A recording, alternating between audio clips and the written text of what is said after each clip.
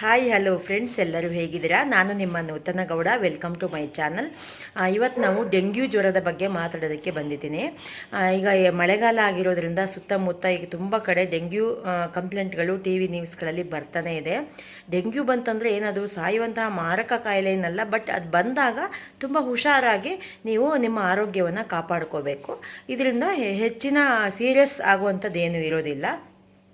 ಈಗ ಇದು ಚಿಕ್ಕ ಮಕ್ಕಳಿಂದ ಹಿಡಿದು ದೊಡ್ಡವರಿಗೂ ಕೂಡ ಬರ್ತಾ ಇದೆ. ಇದು ಬರೋದಕ್ಕೆ ಏನು ಕಾರಣ ಅಂತಂದರೆ, ನಿಮ್ಮ ಮನೆಯ ಸುತ್ತಮುತ್ತ ನೀವು ಕ್ಲೀನಾಗಿ ಇಟ್ಕೋಬೇಕು. ಮತ್ತು ಹೂವಿನ ಗಿಡಕ್ಕೆ ನೀರೆಲ್ಲ ಹಾಕಿದಾಗ ಅಥವಾ ಅಲ್ಲೇ ನಿಂತ ನೀರಿದ್ರೆ ಅಲ್ಲಿ ಬಂದು ಸೊಳ್ಳೆಗಳೆಲ್ಲ ಕೂತ್ಕೊಳ್ಳುತ್ತೆ. ಹಾಗೆ ತೆಂಗಿನ ಚಿಪ್ಪನ್ನು, ತೆಂಗಿನಕಾಯಿ ಸಿಪ್ಪೆ ಸುಲಿದು ಕೆಲವರು ಅಲ್ಲೆಲ್ಲ ಬಿಸಾಡಿರ್ತಾರೆ. ಅದರಲ್ಲಿ ಮಳೆ ಬಂದು ನೀರು ಕೂತ್ಕೊಂಡಿರುತ್ತೆ. ಅದರಿಂದ ಕೂಡ ಸೊಳ್ಳೆಗಳು ಬಂದು ಡೆಂಗ್ಯೂ ಜ್ವರ ಬರೋದಕ್ಕೆ ಕಾರಣ ಆಗುತ್ತೆ. ಅಂದರೆ ಶುಚಿತ್ವ ಇಲ್ಲ ಅಂದರೆ ಅಲ್ಲಿ ಸೊಳ್ಳೆಗಳು ಬಂದು ಕೂತು ಡೆಂಗ್ಯೂ ಜ್ವರ ಬರೋದಕ್ಕೆ ಕಾರಣ ಆಗುತ್ತೆ. ಇದಕ್ಕೆ ಸಿಂಪಲ್ ಮನೆ ಮದ್ದುಗಳು. ಡೆಂಗ್ಯೂ ಜ್ವರ ಬಂತು ಅಂತ ಯಾರೂ ಕೂಡ ಹೆದರ್ಕೊಳ್ಳುವಂತಹ ಅವಶ್ಯಕತೆ ಏನಿಲ್ಲ. ಇದು ಬಂದಾಗ ಸಿಂಪಲ್ ಮನೆ ಮದ್ದುಗಳು ಏನು ಅಂತಂದರೆ, ನೀವು ಫಸ್ಟು ಈ ಪಪ್ಪಾಯ ಎಲೆಯ ರಸ ಬರುತ್ತಲ್ಲ, ಆ ರಸಕ್ಕೆ ಜೇನುತುಪ್ಪವನ್ನು ಮಿಕ್ಸ್ ಮಾಡಿಕೊಂಡು ಪ್ರತಿದಿನ ಸೇವಿಸ್ತಾ ಬರೋದ್ರಿಂದ ಕೂಡ ಡೆಂಗ್ಯೂ ಜ್ವರ ಕಡಿಮೆ ಆಗ್ತಾ ಬರುತ್ತೆ.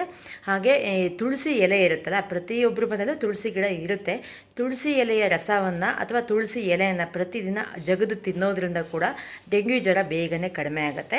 ಹಾಗೆ ಎಳನೀರು, ಪ್ರತಿದಿನ ಕೂಡ ನೀವು ಎಳನೀರನ್ನು ಸೇವಿಸ್ತಾ ಬರಬೇಕು. ಇದರಲ್ಲಿ ಒಳ್ಳೊಳ್ಳೆ ವಿಟಮಿನ್ ಇರೋದ್ರಿಂದ ನಿಮಗೆ ಡೆಂಗ್ಯೂ ಜ್ವರ ಕಡಿಮೆ ಆಗೋದಕ್ಕೆ ತುಂಬಾ ಸಹಾಯ ಮಾಡುತ್ತೆ. ಹಾಗೆ ನಿಮಗೆ ಇದು ಮೆಂತ್ಯ ಇರುತ್ತಲ್ಲ, ಮೆಂತ್ಯವನ್ನು ನೀರಲ್ಲಿ ನೀವು ರಾತ್ರಿ ನೆನೆಸಿಟ್ಬಿಟ್ಟು ಬೆಳಿಗ್ಗೆ ನೆಂದಿರುವಂತಹ ಮೆಂತ್ಯವನ್ನು ತಿನ್ನಬೇಕು. ಹಾಗೆ ಅದರ ರಸವನ್ನು ಕೂಡ ಕುಡಿಬೇಕು. ಇದರಿಂದ ಕೂಡ ನಿಮಗೆ ಡೆಂಗ್ಯೂ ಜ್ವರ ಕಡಿಮೆ ಆಗೋದಕ್ಕೆ ತುಂಬಾ ಹೆಲ್ಪ್ ಮಾಡುತ್ತೆ. ಹಾಗೆ ಹಣ್ಣಿನ ರಸ, ಅದರಲ್ಲೂ ಕಿತ್ತಳೆ ಹಣ್ಣು ಇರುತ್ತಲ್ವ, ಈ ಕಿತ್ತಳೆ ಹಣ್ಣು ಆರೆಂಜ್, ಅದರಲ್ಲಿ ವಿಟಮಿನ್ ಸಿ ಇರುತ್ತೆ. ಅದು ನಿಮಗೆ ಡೆಂಗ್ಯೂವನ್ನು ತುಂಬಾ ಬೇಗನೆ ಕಡಿಮೆ ಮಾಡೋದಕ್ಕೆ ಸಹಾಯ ಮಾಡುತ್ತೆ. ಕಿತ್ತಳೆ ಹಣ್ಣನ್ನು ಹೆಚ್ಚೆಚ್ಚಾಗಿ ತಿನ್ನಿ. ಪ್ಯೂರ್ ಕಿತ್ತಳೆ ಹಣ್ಣನ್ನು ತಂದುಬಿಟ್ಟು ಹೆಚ್ಚೆಚ್ಚಾಗಿ ತಿನ್ನಿ. ಹೀಗೆ ತಿನ್ನಬೇಕು. ಆಮೇಲೆ ಬಾರ್ಲಿ ಇರುತ್ತಲ್ಲ, ಬಾರ್ಲಿ ನೀರನ್ನು ಕೂಡ ಕುಡಿಬೋದು. ಇದು ಕೂಡ ಡೆಂಗ್ಯೂ ಕಡಿಮೆ ಆಗೋದಕ್ಕೆ ನಿಮಗೆ ತುಂಬಾ ಸಹಾಯ ಮಾಡುತ್ತೆ.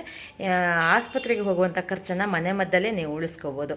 ಓಕೆ, ನನ್ನ ಚಾನಲನ್ನು ಹೊಸದಾಗಿ ಯಾರಾದರೂ ನೋಡ್ತಾ ಇದ್ದರೆ ದಯವಿಟ್ಟು ಸಬ್ಸ್ಕ್ರೈಬ್ ಮಾಡಿ. ಆವಾಗ ನಾನು ಮಾಡುವಂಥ ವೀಡಿಯೋಸ್ ಎಲ್ಲ ನಿಮಗೆ ತಲುಪುತ್ತೆ. ಹೆಲ್ತ್ ಇಶ್ಯೂಸ್ ವಿಡಿಯೋಗಳಿಂದ ನಾನು ಆವಾಗವಾಗ ನಿಮಗೆ ಬಿಡ್ತಾ ಇರ್ತೀನಿ. Thank you.